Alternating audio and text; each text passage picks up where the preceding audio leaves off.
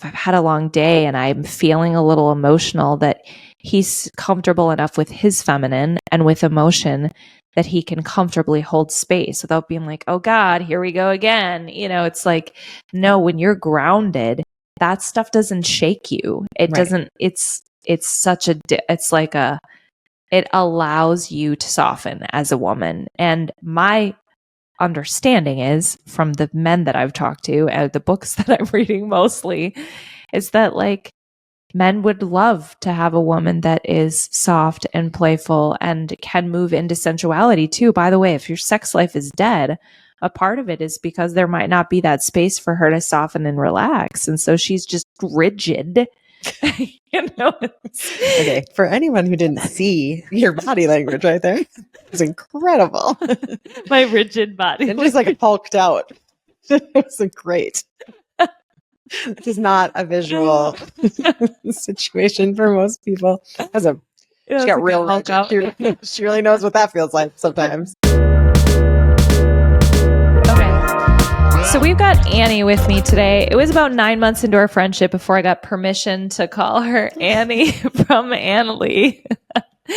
It does feel a little odd as a 41-year-old woman to call you my best friend. I was thinking about, what does that mean? And then I'm like, well, for those of you that don't know, Annalie is the one that knows all my secrets. She's the one that calls out my potential, calls out my problems.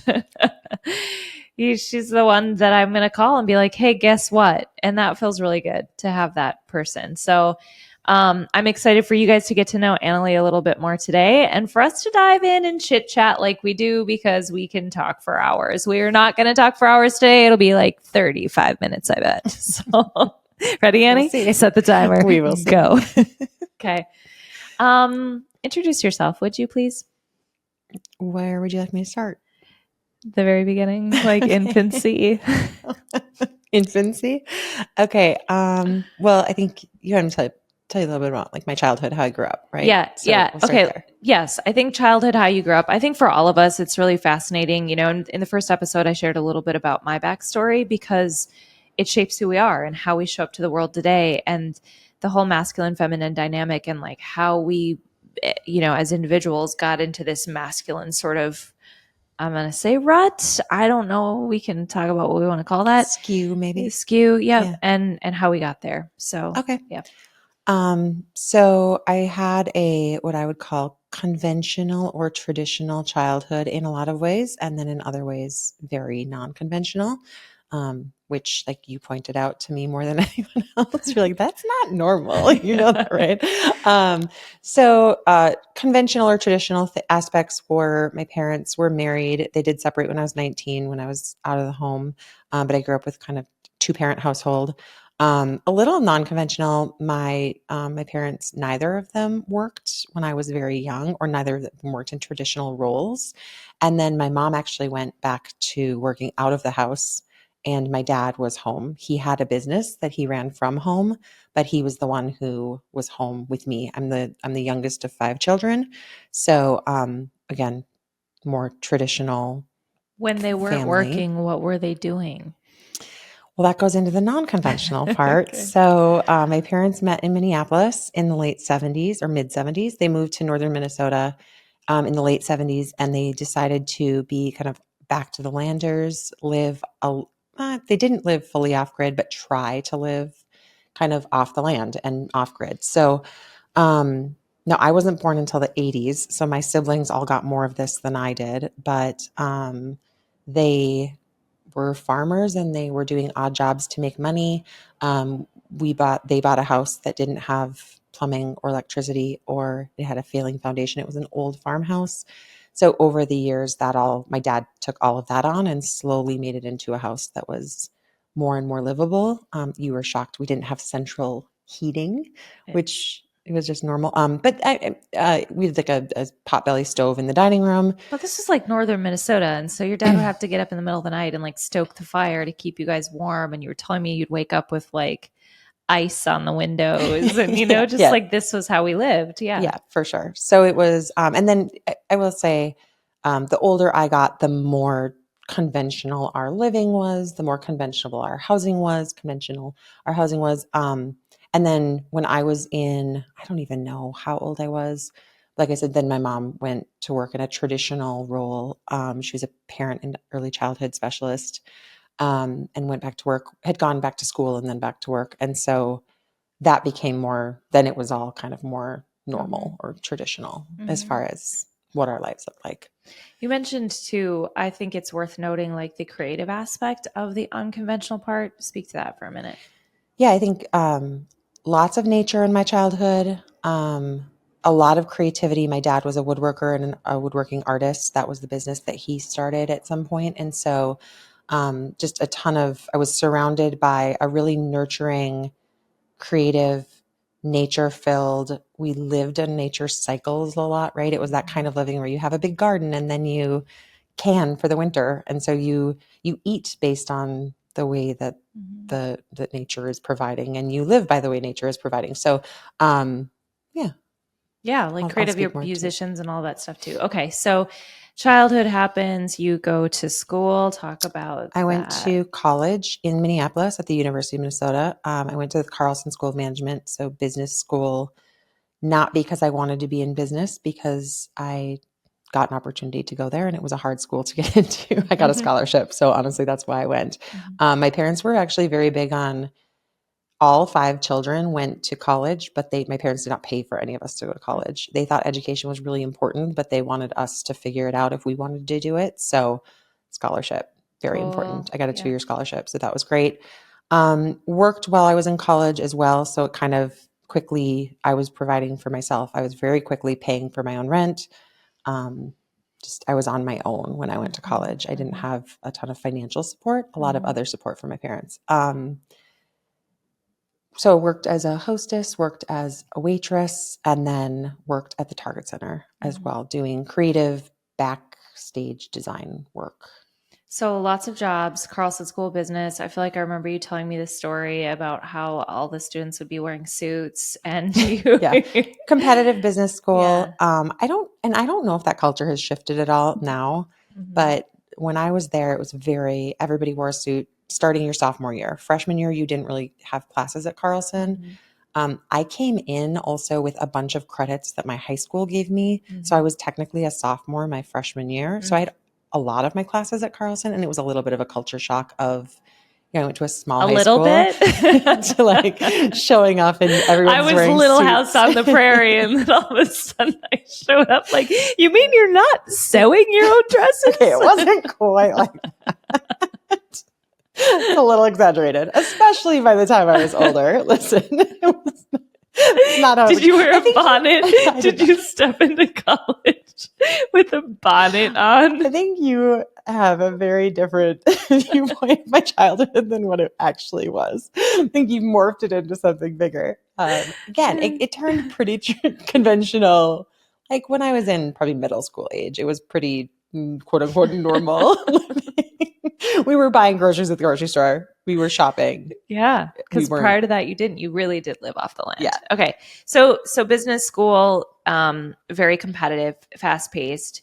You probably at that point you're starting to lean into masculine. I think so. Getting like, okay, it's naturally. Go mode. Yeah, it's happening. Okay.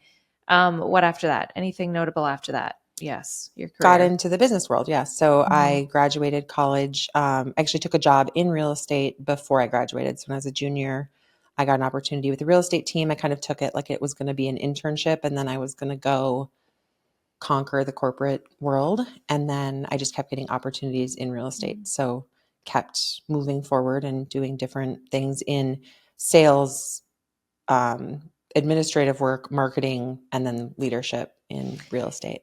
Did you I don't know if I've asked you this before. Did you get the itch to conquer the corporate world, or were you like, yes, I want to do that? Or did you just kind of fall into that path? Definitely just fell into it, I think. Yeah. I mean, I would say maybe both. I did as a child, play international businesswoman. when I wasn't making my own hats out of otter tails. Again, real skewed vision of what my childhood was like.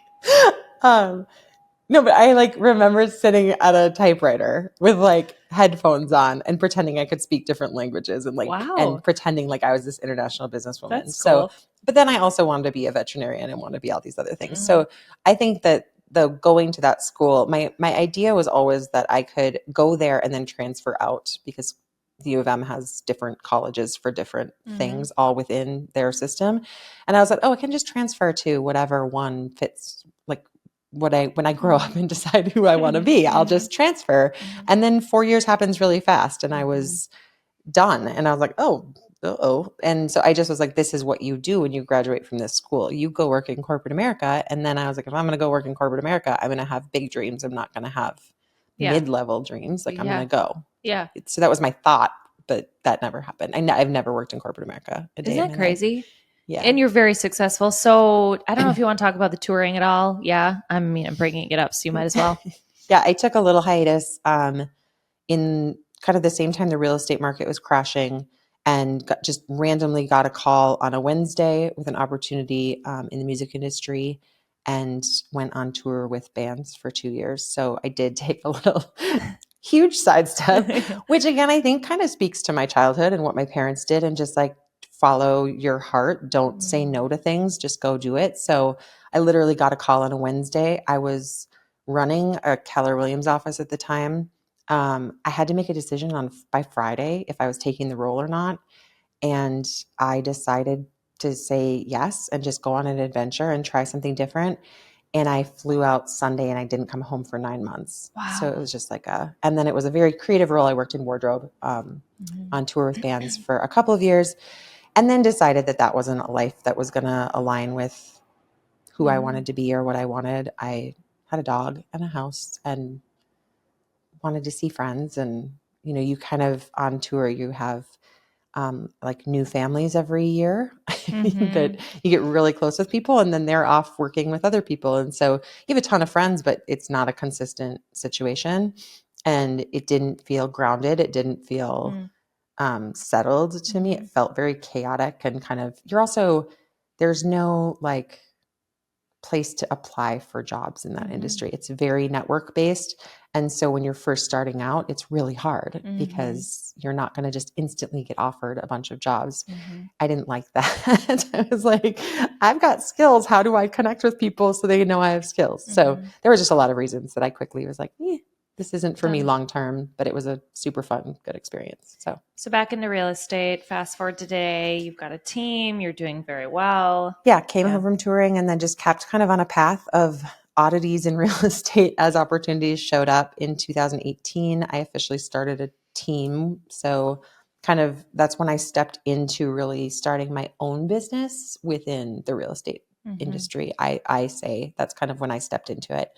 And yeah, I've had a team since 2018 and there's so much we could talk about with all of this, like how you built the team, and maybe someday we will. But thank you, because I think that context is really helpful for people who don't know you. Like, what's a little bit about you? Okay. So what do we talk about next? Let's talk about masculine, feminine, and how we like found this thing. Yeah. Yeah. Okay. So Annalie and I were not super close friends. We worked together, and we knew each other, but we didn't know each other that well when this topic came up. I feel like this was kind of the tipping point of starting to have deeper conversations. I think more so too. often. Yeah. We worked together, and during COVID, I started a socially distanced women's group because I was lonely, we were. We coined it forced friendship. It was a forced friendship. I literally got a group of women together and sat us in a room and was like, we're going to set goals, but the point isn't really to set personal goals. It's like, that's the vehicle for us to get to know each other. And there's a sisterhood secrecy rule here. Like whatever we say in this room doesn't go outside of this room. And we're just can we all just agree to get really real, really fast? And we did the first day. Yeah. Yeah. Which was cool. It was super, looking back, I'm like, yeah, I think, I mean, you hate to say the benefit of it, but I think because of how isolated we were in COVID, right? Yeah. That time when we got together, we were just so hungry for real connection and just like, yeah, I'm diving in because why not? I don't get, Yeah, and I think we set goals the first week, and then it just And then we just turned drank into wine. straight just updating each other on things that came out that first week and like Yeah. what we were doing. And it was And good. there's a few like split offs from that of people that are still friends. And then you and I and another women have become really close friends from that. But I think then we kept kind of getting together once a week just to connect and like, oh, this is how you make friends. This is one of the ways you can make friends as an adult. And so I had stumbled into, I think I was on and off dating at that time, probably. Definitely. Annalie remembers better than me, like the timeline of the relationship woes. Anyways. And so it probably literally was just like IG algorithms that I stumbled into, like this guy talking about relationship dynamics. And he was using this framework of masculine, feminine, and describing that a lot of women are operating in their masculine. And because of the way polarity or like magnets work, if you're operating in your masculine, you're going to attract men that are operating in their feminine. And or if you're in a relationship and you're leaning more towards one side or the other, polarization happens naturally. And I can see that now in our friendship. Even on a day like you might show up, Annie, and be like, dude, I cannot make any more decisions. I am done. I don't care where we go. I don't care what. And you're just like floppy. You know? And then I'm like, I got it. I'll make the decision. And I will naturally then polarize a little bit more into masculine energy. And that's like an ebb and flow, even in friendships. You can see it in different dynamics. But to give the listeners a little bit of an overview, the masculine energy or some of the attributes, this isn't the core of it, but some of the attributes of how it shows up is linear decision making, very logical, strategic, what else, Quick, quick, driver, grounded, driving, driving, penetrative energy, sexually and otherwise. It's like electricity moving out. And then feminine is basically the opposite of all of that. So it's receptive or magnetic energy moving in, creative, fluid, sensual, intuitive, focused more on connection rather on making things happen. It's kind of everything on the feminine side is the being side, and masculine is doing, kind of. Like it's one way to look at it. And so I was like, oh boy, I have been operating so much of my life, so much in my masculine. And the impetus originally was like, I don't want to attract that kind of person anymore. So how do I change this in my relationship? And so I brought it to you because I was just like fascinated by it. This is now 3 years ago. Yeah. And I thought it would be like most things, like a 2-month fascination. And then I'd move on to the next thing. And it's been 3 years of talking about life through this framework, which is kind of crazy. Okay. So your take on it. Okay. So one of the nights we were hanging out, you were like, you got to see this thing I found on Instagram, and it's talking about masculine framework and feminine. You're giving me the overview, and then you said, oh, I can't remember all the things because you had just seen it, I think, and so you're like, I gotta find this. It was literally an Instagram post that on one side said like feminine attributes, on the other side said masculine attributes, and I believe you read them to me, and I was like, oh, why does feminine get all the bad ones? And then you looked at me with this blank kind of, I think you maybe thought I was kidding because you looked at me like, what the? And then you're like, why do you think they're bad? And then my internal reaction was like, oh no, I'm broken. Something is wrong. That up a little bit. Yeah, I don't know why it's doing that. We're gonna have to just like readjust it. I'll edit this out. Like it's just floppy. It's falling. I'll just put it way up here, and then when it falls, it'll fall to where it's supposed to, maybe. That's good. There, how's that? That's much better. Okay. Fundamentally, let me just say that I don't think you're broken and never were. But I love the way you tell that story. Like, oh no, I'm broken. It didn't feel great. Well, let's talk about it. So why did you perceive at the time, because you're not alone in that. I think a lot of women, especially, who I think we're going to be speaking to are strong, independent women. We both own businesses. We're entrepreneurial. I've always been in leadership roles as long as I can remember. So a piece of this is how I'm wired, and leadership innately is a masculine trait.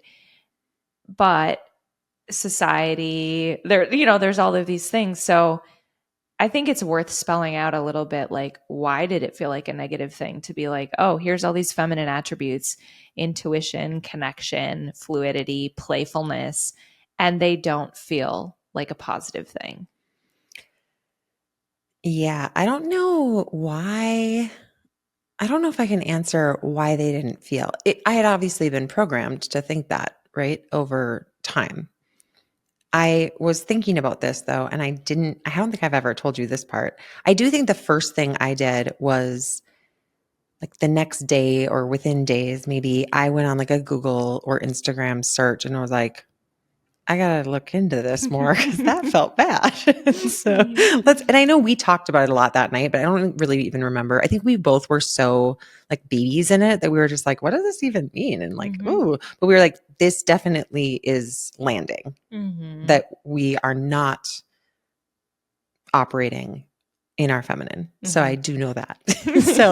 But I think the first thing I did, or one of the first things I did was we had talked about how everybody has a core that is either masculine or feminine, and not every female has a feminine core and not every male has a masculine core. Sometimes it's the opposite. And I was like, well, first I should figure out if I am truly a feminine core, because maybe I'm just not naturally. And then I'm operating perfectly. I was like, turns out I'm not broken. Let me look for the evidence to support that truth. I was looking for the loophole of not being broken. Exactly. So then there was a quiz that was like, figure out what your core is.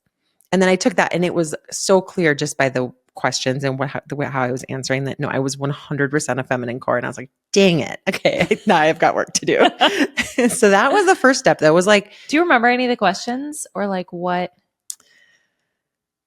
I don't. I mean, again, this was 3 years ago, but I know that there were things about like when you come home at the end of the day, would you rather be the one to like put a bath together for your partner and provide structure and framework for them? Or would you rather be the one to be like, take care of me, please? Yeah. And I think it was like, when you're stressed, what sounds better? Or when you've had like a hard day, what sounds better? Or, yeah, I mean, I don't remember specifically, but when you're taking some like stupid online quiz and you're like, I could rig this, but I don't know if I should.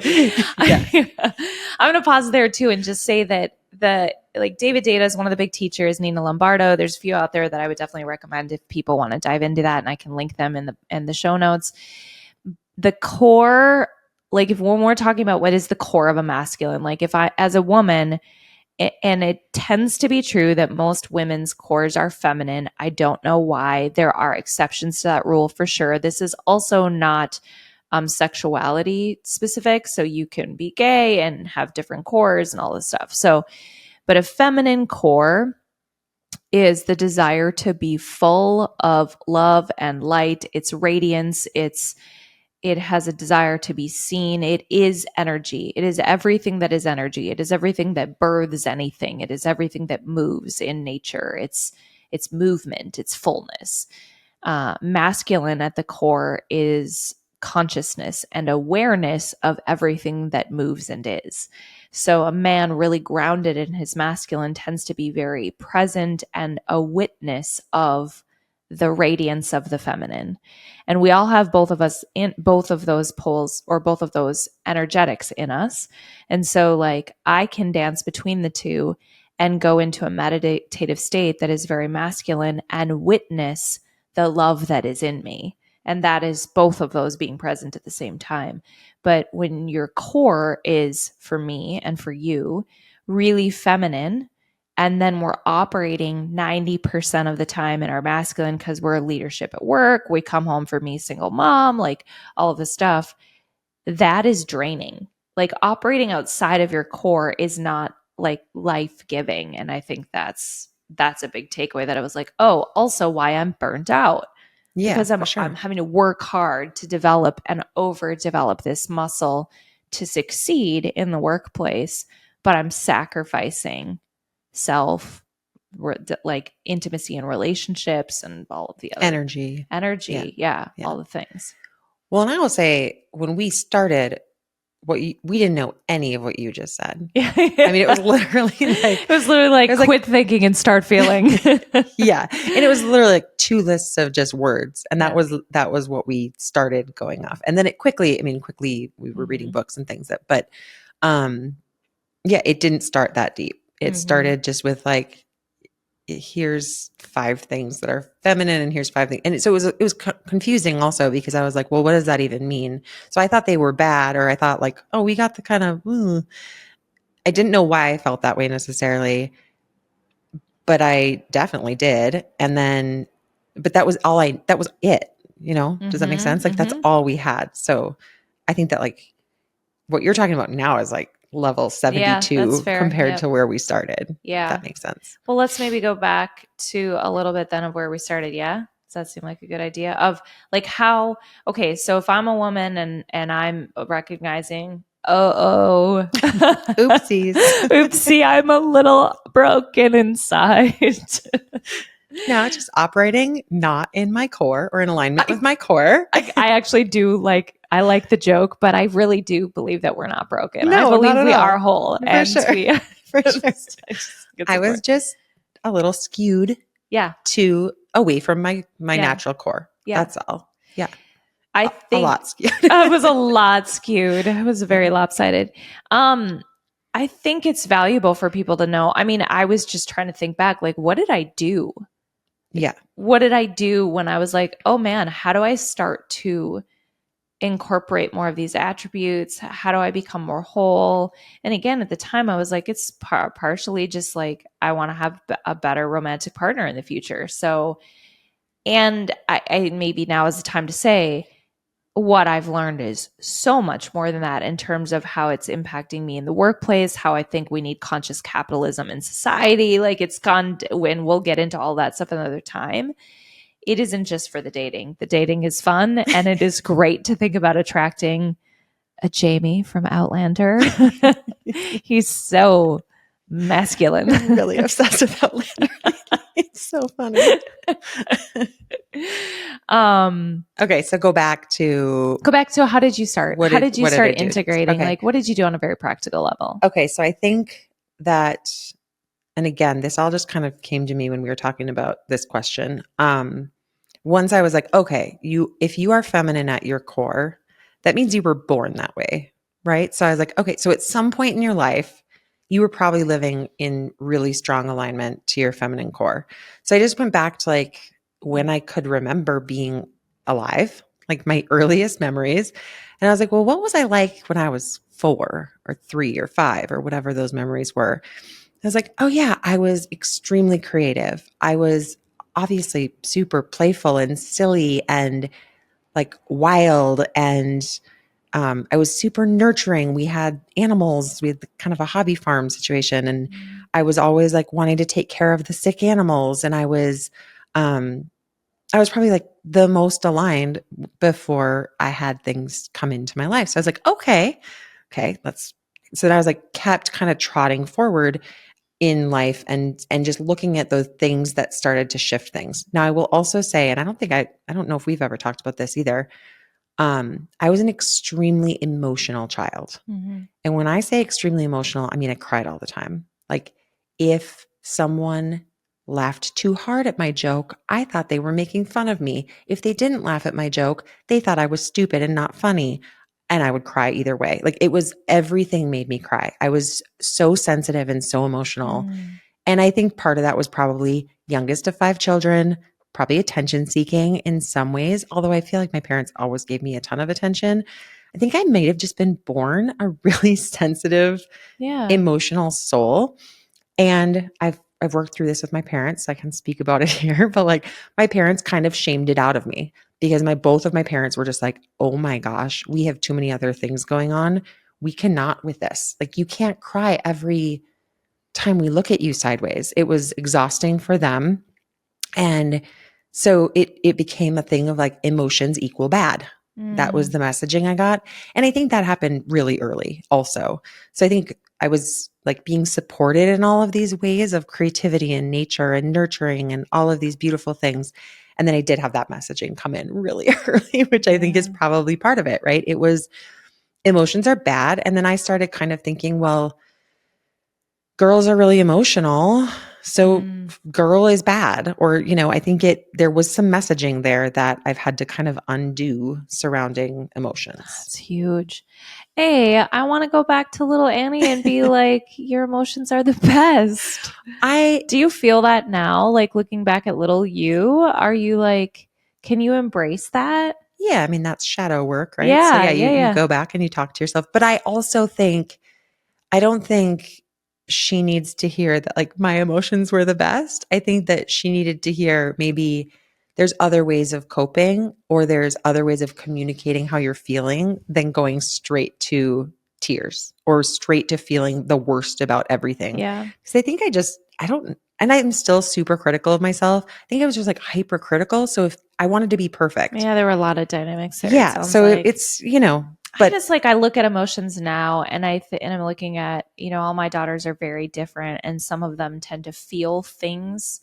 What you're describing to me feels a little bit like empath stuff, you know, like, and maybe not though. Maybe it was like a little bit unhealthy and we don't need to psychoanalyze all of that. But I think that for me right now, I think one of the things I'm reintegrating is the comfortability with emotions and not getting tied up in them. Like if the masculine can view if my own masculine can view my own emotions rather than shaming them or being like, oh, there's a problem here, or magnifying them or glorifying them, just like witnessing them and letting them pass rather than trying to manipulate them one way or another, I think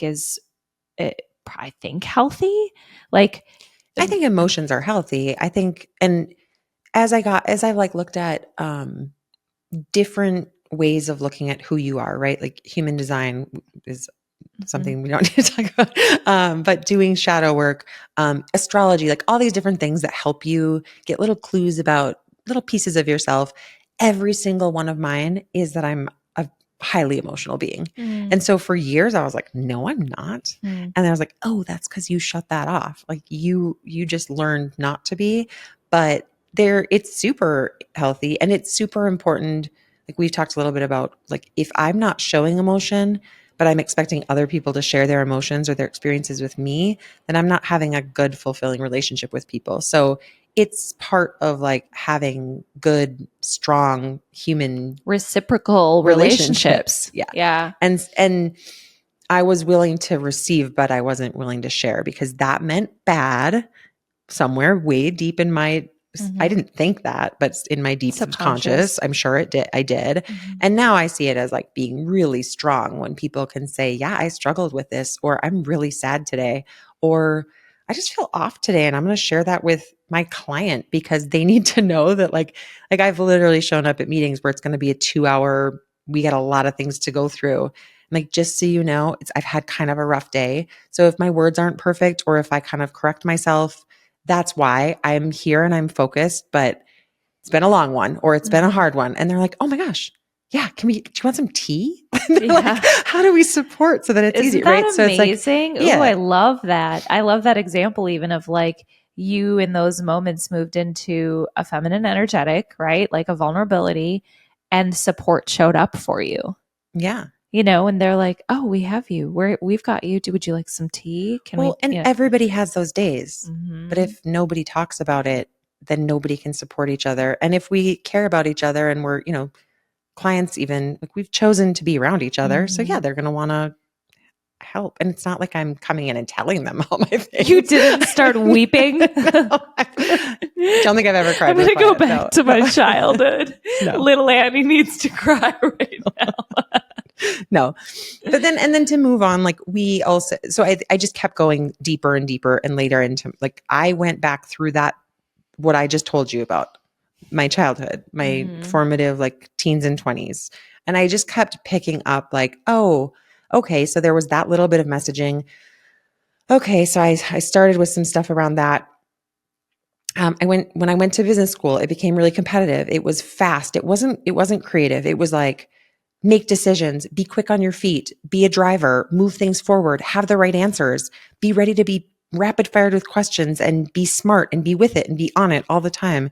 And so I think that just was like supporting the masculine side, right? Those are masculine energy attributes.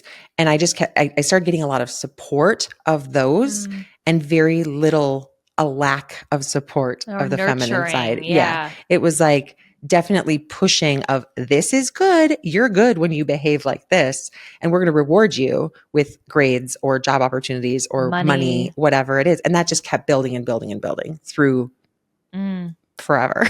Right. So, and we've talked a little bit about like that's societal, that's all these different things. And not everybody chooses to take that, right? Like there are feminine core energy humans that don't just like fully go down that skewed I feel like path. it's uncommon though. Maybe. I think I always think I'm like doing it wrong. So that's probably just a me. We'll work on that one next time. I don't know. I think that there are, societally speaking, and I think it would be cool to do a whole episode just talking on the different generations, because just looking back, my grandmother just turned 95 years old yesterday, sharp as a tack. And, you know, she had two options when she went to school, which was home economics or nurse. And she got home economics and she stayed at home. And until my grandfather died around 65, she hadn't balanced a checkbook. It just was the way it was. Then our mother's generation, hippie generation, were maybe the first generation to start getting divorced, and then had to, or the women that wanted to go out and be like, I want an equal opportunity to work outside the home and be all of the things to all of the people. And they had to press through and break through a crazy amount of norms.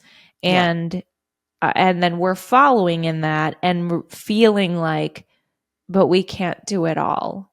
Or if we do, we're burning out and we're not happy. And some of that is just the rate of technology changing. I mean, there's just so many facets that kind of have piled onto the burnout. But there's also just like this awakening of it's okay to go to therapy. It's okay to talk about these things. It's okay to talk about these things, right? I think with kind of the opening up of the world through social media and through just ease of access to information and the speed of information, it's okay to like even explore this. No one was talking about this 5 years ago, right. 10 years ago, certainly. So yeah, I think it was just like easy to keep being supported and sliding deeper one direction, whichever that was for, for anybody. You could say the same thing for the masculine side. We've talked about like the rise of toxic masculinity. Men got pushed into being like, don't be too much. Don't do this. Don't do, in the same way that we were pushed the other direction. So I think it's been like a confusing, forever has been confusing. I just think we're talking about it now. Yeah. There were reasons that people were confused always. Now we're like unpacking. Yeah. And I think it's such a unique time in history with the pandemic and everything, and people evaluating priorities in a different way. And and this is a layer of it. To me, it's like, man, I value achieving things, but I don't want to come home and be on my computer until 9 p.m. Where pre-pandemic, I would do that. And I felt okay about it. I didn't feel internal conflict at that point. I was experiencing burnout, lack of intimacy. I was not as connected to my kids. Like, I didn't see that as a problem because it was the norm, right? And then when the pandemic happened, I remember going to you and being like, I need to take up some hobbies. Can you teach me how to knit? I was like, I'm for sure going to knit hats now. Bonnets. I'm going to make you a bonnet. And I started playing piano, and this was a part of the masculine feminine thing too, but it was a beautiful time in that I had the time. to deal with grief for me. So it was the emotional aspect of things that I hadn't been dealing with. And then it was actually just time and space to do I kind of don't love the term self-care or self-love or whatever, but it was that. It was like, what are the feminine things I can do that are going to feel nourishing? Mm-hmm. And we talk about that now. It's like, okay, is self-care really doom scrolling and drinking wine and binging Netflix? Maybe occasionally, Right. but I don't ever end that time feeling full. I end the time feeling blah, Right. And so even just looking at that sort of masculine feminine list of things, I'm like, oh yeah, you feel differently when you pick up a guitar you haven't picked up in a few months and you noodle on that, and an hour and a half goes by and you're like, oh yeah. Yeah, for sure. I'm back in flow. Okay. We have a little bit of time left. You good? I'm good. I think it'd be really fun to talk about the dating thing. And specifically, and I'll share my list too. It's not really a list, but I think for the women, and I think some men are going to tune into this. I think there are men that are curious, because I would tune into dudes talking about this for sure. What do you want, i.e., what does a woman that is seeking to be more wholly integrated with masculine and feminine, what is she looking for in a partner? And why is that important? Yeah, I've thought about this a lot. Not me. I don't think about it.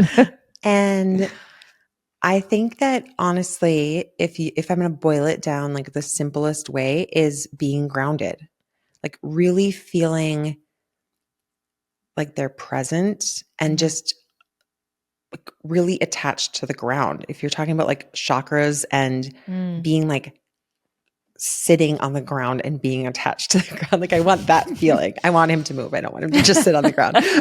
but like there's that feeling of like, and that's in all ways. Like, so that's being grounded in choices that he makes. That's being grounded in his emotions. That's being grounded when he's listening. That's being just like showing up with that really grounded energy. I think that I have often brought in people that were very much like in the up here kind of floaty energy. Kite, yeah. And yeah, very kite energy. And I want the opposite. And so like grounded is the word that comes to mind. So what does that even mean? I mean, like I just was saying, I think it's just like this calm assertion and guidance through all those different That's areas. like so swoony to me. So one of the main books, I'm going to go back and reread it. It's called The Masculine Relationship by Youngblood, and I'll again put that in the show notes. It feels a little trite to talk about things this way, or like too surfacey, except the reality is that it makes, I'll speak for myself. If a man shows up, as an example, he comes home, or it's a weekend, or we haven't met yet, we're dating or about to date, and he's like, hey, I would love to plan a date for you. Would that be okay if I just planned it? And I could either, if it's first date, like I could pick you up, or I'm happy to meet you there, whatever you're most comfortable with. What would you like? Is there any kind of food you don't like to eat? I don't like, I don't know what. Bad seafood. You like everything. Bad seafood. I like most things. Please yes. don't bring me to a bad seafood. I'll go anywhere except Subway. Anyways, but if he were to show up that way and just say, okay, great, I've got it all planned, I've got it taken care of, and very grounded and decisive. When I was on dating apps, I can't tell you how many times they were like, well, I don't care, whatever you want. I don't care whatever you want response makes me want to pull my eyeballs out of my head. Which is like exactly, that's kitey energy, right? So it's like, I don't need you to dominate. I think I want to make it clear. It's for sure not about domination. No. That is not healthy. It's not about making all the decisions all the time either, because there is a dance and a play in this. But again, if you're a man, if there's a man listening, or if a woman is sharing this right now with her partner, if you're a man, just to empathize for a moment, and your core is masculine and you like peace and quiet and spaciousness and freedom, and your job required you to operate all day in your feelings, and then you came home and your spouse was like, hey, we don't need to talk about feelings at all today. I just want to give you space and peace and quiet. And a man would be like, oh my God, you are my queen, right? And I think it's the same. It's not that we need somebody all the time making all the decisions, but I do think especially for a strong and independent woman that is operating in her masculine at work all the time, it is the relief of all reliefs to have a man step in with clarity and grounding and presence. And it's not about taking out the garbage. It's not about the tasks and the roles. It is about the presence and clarity and witnessing, holding space. If I've had a long day and I'm feeling a little emotional, that he's comfortable enough with his feminine and with emotion that he can comfortably hold space without being like, oh God, here we go again. It's like, no, when you're grounded, that stuff doesn't shake you. It doesn't, it's such a, it's like it allows you to soften as a woman. And my understanding is from the men that I've talked to and the books that I'm reading mostly is that like men would love to have a woman that is soft and playful and can move into sensuality too. By the way, if your sex life is dead, a part of it is because there might not be that space for her to soften and relax. And so she's just rigid. Okay, for anyone who didn't see your body language right there, that was incredible. My rigid body and just like hulked out. It was great. This is not a visual situation for most people. She got real rigid. She really knows what that feels like sometimes. That's probably not a turn on for most men. Oh, it's good. That's great.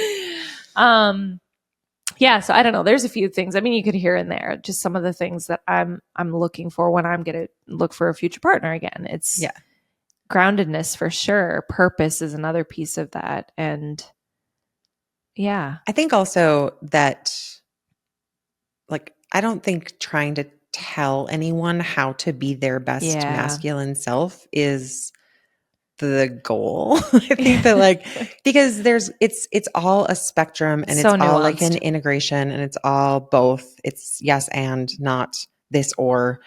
And so like some men might be really, really healthily living their masculine core, and like 7 of them in a row could look completely different, I think. So I just want to throw that out there, that like on that topic of like, what does a healthy masculine man look like? I think it can look like 80 billion different versions of a human, just like a healthy feminine can. And some of that is, how do you also have to navigate the other side? Or how often do you have to live in, like for us, how many hours a day are we spending more in the masculine? Well, our feminine is going to show up differently depending on when or how much you're having to show up in the opposite, right? It's just going to look different. It's going to look different for everybody. Dance, and everybody. Well, and I think this is a good time to insert said disclaimer that I am not an expert on this topic, and we all know I certainly we're more maybe on the same level-ish. No. I'm fascinated by it, and I'm doing a ton of personal like growth and journeying, exploration, all kinds of and my hope is that this podcast is just a vehicle to have the conversation and explore it more broadly beyond you and I around the bonfire, which is phenomenal. Because when I started to like chat about this with other women at work or in just different facets, the response I overwhelmingly got was like, oh, like it was like a and then, oh my gosh, that's me too. And and I'm like, wow, like there's a lot of room to have this conversation. And it was the same for you and I think, when we stumbled into it, like, whoa. Well, and we've talked about how, like I was saying at the beginning, that we started with like literally 7 words on each side. And we were like, okay. What is it? And then it's grown to like, you understand so much more of the nuances. And now you're interviewing people and you're talking about, and you've sought out listening to all these different people explain and explore what it means to them in their jobs or in their roles or in whatever it is, in their relationship. And I do think that it's also like an evolving study or exploration. It's not like, I don't think there is an expert on the topic out there. I think that anyone that claims to be is, Yeah. I think, because I think They're it's great teachers. Yeah. Yeah. I think it's just like an exploration. It should be like a fluid exploration of It's evolving for an sure. evolving, Yeah. because it's about energy. So it has to be fluid and evolving, right? Yeah, 1,000%. And I think that's a great lead in just for me to explain like what people can expect more of on the podcast. So a lot of this is going to be me revisiting or diving deeper in with people that are considered experts in different facets. Like breath work was one of the modalities that I used that allowed me to soften a bit more and get energy moving again. And I am a big fan of, To Be Magnetic talks about like, I'm going to remove the woo woo from this. I've hesitated for literally years to talk about this in this capacity because I didn't want it to be too woo woo. And I've really sought out the scientific side of it. So when we say energy, I don't just mean like the hippie good vibe form. I mean, we are made up of atoms and atoms are made up of energy. And how does energy move? And how does breathing a certain way slow down your heart rate and open up your arteries? And what does that do physiologically to your body that allows you to think? So my hope is to bring in really practical tools on top of, for me, this has become a bit spiritual, but also there are very practical tools that we'll explore and just pieces of the conversation. You mentioned shadow work and a lot of that different stuff. So we'll have those conversations as we go, but that's kind of what this is. It's all related. Ultimately, it's about, which is why I kind of put this caveat in there. For me, ultimately, it's about figuring out how to peel back the layers to uncover what's already there. And I loved how you said, like, if I go back to my childhood, oh, that's it. That's my purest form. We were born pure and whole and full of love and consciousness, and life happens and then it gets all this muck on us. And I think this process for me is about like peeling that back and uncovering what's already there. Yeah. Yeah. Beautiful. Cool. All right. Annie, thank you for being here as always. You guys, what you don't know is that this was our third attempt at recording. So seriously, thank you. You're welcome. Yeah. Thanks for having me. Yeah. So go ahead and hit the follow button on Apple or Spotify, wherever you're listening to your podcast. You can also help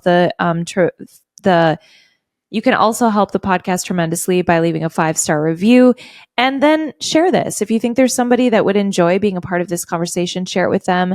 I'm going to leave my contact information. Annie, can I leave yours in the show notes? Okay. Yeah. And if you guys have input or questions, we would love to hear more about what you want to hear more about. In the meantime, thank you again for joining. Have a banging day. We'll catch you next time. Damn. We did.